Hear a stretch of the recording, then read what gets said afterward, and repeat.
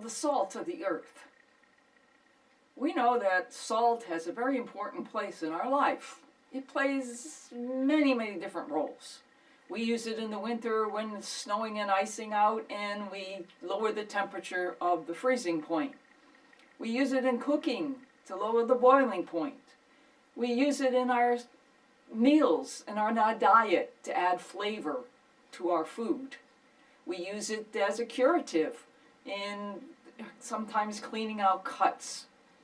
We use it as a means of preserving foods. In the old days when they didn't have refrigeration, they used salts to pack their foods with to preserve it from rotting. So salt is essential to our life. And when Jesus teaches his people, and he is out there talking to them, he talks to them with objects and things that are in their life that they can understand. And salt was something they all knew about.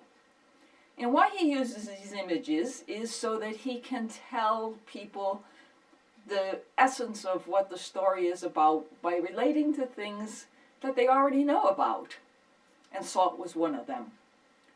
Jesus tells us that we must be the salt of the earth. And what does that mean? It means that we must be something that's essential to life. And life is controlled by our values, our morals, and the way we choose to live out that which is the day. We must be sincere. We must be loving. We must be kind. We must be honest.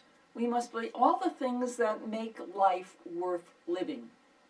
We're not just here to be a source of life on the physical. We're here to include in that, at every moment, our spiritual being. And our spiritual being is what's more essential than is our physical being, because our spiritual being will last forever. Our physical being will last just temporarily.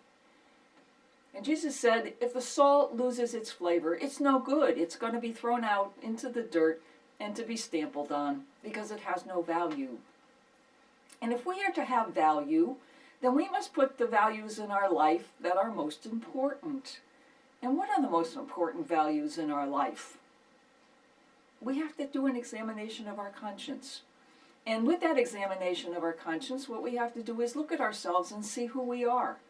Who we are to ourselves, who we are to others, but most of all, who we are to God. And we can't do that unless we take an honest-to-goodness look.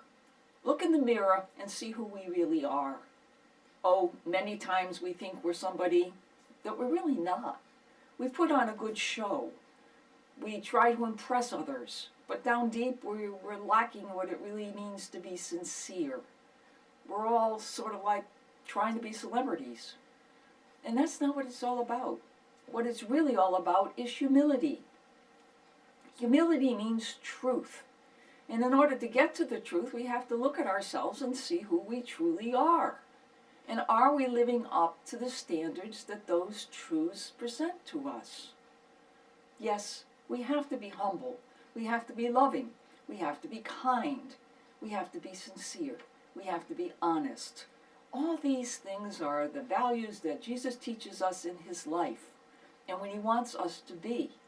And by saying that we are to be the salt of the earth, that's what he means. He means that we have to have a life that's value-driven, a life that's morally driven, a life that's not centered on life here, but rather the hereafter. So, if we are to be truthfully the salt of the earth, we must dig deep into ourselves and see what life is really all about for us. True life, spiritual life.